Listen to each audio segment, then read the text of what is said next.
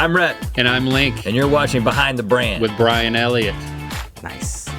Hey, I'm Brian Elliott. Welcome to another edition of Behind the Brand. Today I'm here in the amazing Good Mythical Morning studios with the beautiful, can I say, Rhett and Link. Please say that. Guys, thanks for having us to your amazing studio space. This is legendary. Thanks for being here. Welcome. Well, it's my pleasure. Are you comfortable? We talked about this off on camera. I would have liked an ottoman, but that's okay. Hey, we offered an ottoman.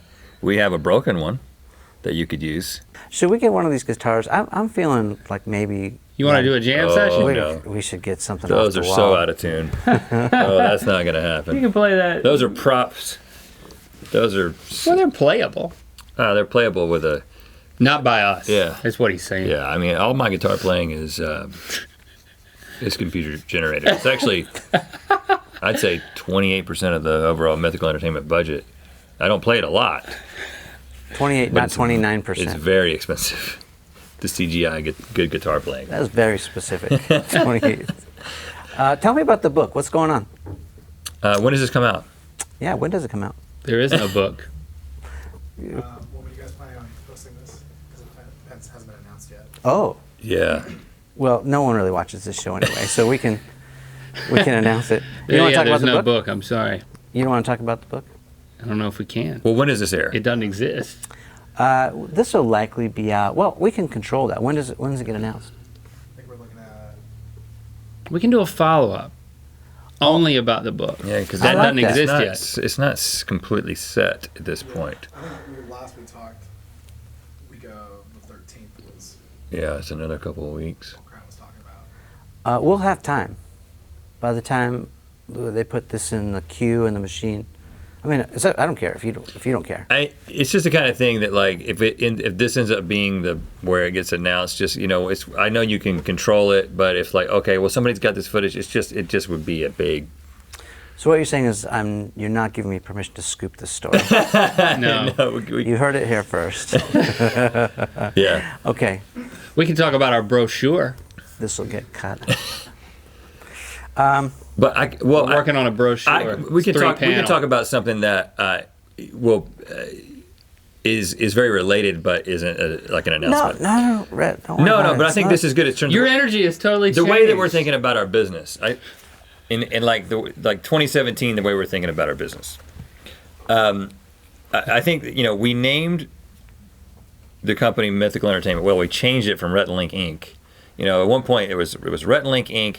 and the logo was the two of us. Well, the first name of our business was Rhett Link Creations, all one word, where the K in Link was the start of the word Creations, which LLC.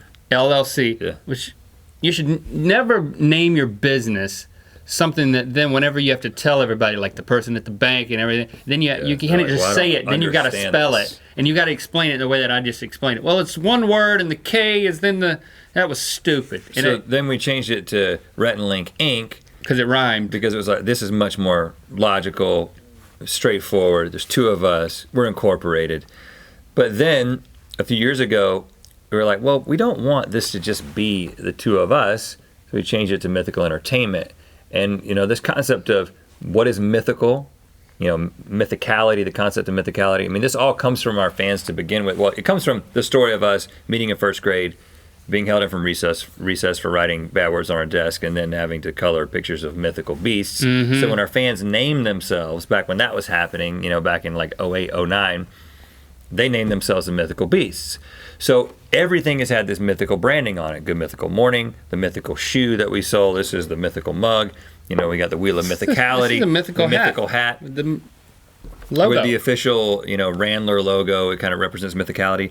But what mythicality is, you know, we've begun to kind of define that, because that is how we're using that as a guide for what other kind of content does our company make, and what do we do beyond just make videos.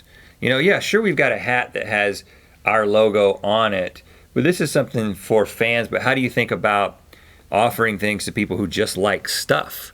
You know, so we're beginning to think about what... We like the same type of stuff we like. Yeah. Like-minded people. So that's kind of like the new frontier for us, which is we're in the very early stages of that. So let's not just think about how do you make great YouTube content, but how do you make things, period. that have this mythicality to them. So you're bringing your engineering back into this. You're making stuff. We might prototype some physical stuff. That's.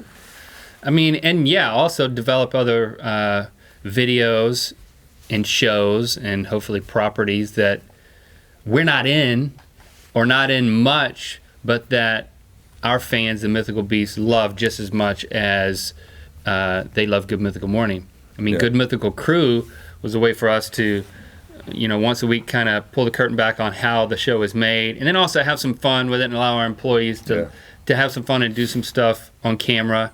And we've been very encouraged that our audience is starting to grow attached to them and care about. And they're not just asking why we're not in it. They did like the first couple episodes, but now they're like, okay, I get it. This is not about you guys. I get you guys 5 times a week. I get the crew on the weekends. So from a business development standpoint, I mean that's a big focus of ours over the past few months. That in the next few months, our audience can expect to see some things coming out that kind of represent different, that represent that expansion value of that brand. System. Yeah, that's super cryptic, but exciting and enticing at the same time. So maybe that's a good thread to stay on, like collaboration, right? So collaboration is a big name of the game. Mm-hmm. It almost sounds like you're hinting at the fact that you may have some unexpected guests appear, or maybe you might appear somewhere else. Who knows? But so if you had your wish, who would that you haven't met or seen or would like to get to know better, who would you like to collab with? And this could be, artist, musician, YouTuber, actor, professional athlete, politician. Who would you like to have on your programming? Well, we recently invited Travis Tritt, the country music singer, on the show to settle an argument about how much of an artist's song, how the melody changes over time as they perform it live. How much of that is intentional, or is it just something that happens naturally? And we have our beliefs, but only Travis Tritt can give the answer. Yeah. So we need him. Well, he's the authority. Yeah, definitely. Yeah. So I mean, we like the throwback artists. We're huge fans of Lionel Richie. We've done a number of videos and illusions over the years to celebrate our fandom, but we never met the guy. We sang all night long, and documented it in a video. I never heard from Lionel. Haven't heard. Yet. I haven't heard of Pete yet. Well, Lionel, if you're watching, I know you do watch this show. Yes. I'm just saying. Yeah. There's a spot for you. And we recently invited Dana Carvey on the show so he can help Link more intentionally approach his Garth look, because it happens unintentionally from time to time. Yeah. He hasn't responded yet. I kind of get a little Dana Carvey vibe from you now that you say that. Yeah. Yep. Mm-hmm. Kind of cut from the same cloth, maybe. Right. Mm-hmm. Yes. I like to think so, yeah. He could teach you a thing or two. Pass the torch. Pass the baton. And we hide it. Yeah. Don't let anybody know you gave it to you. Because it's not part of the game. Right. Yeah. It's just a mechanism for communication You'll get between disqualified if anybody sees it. Dana and I.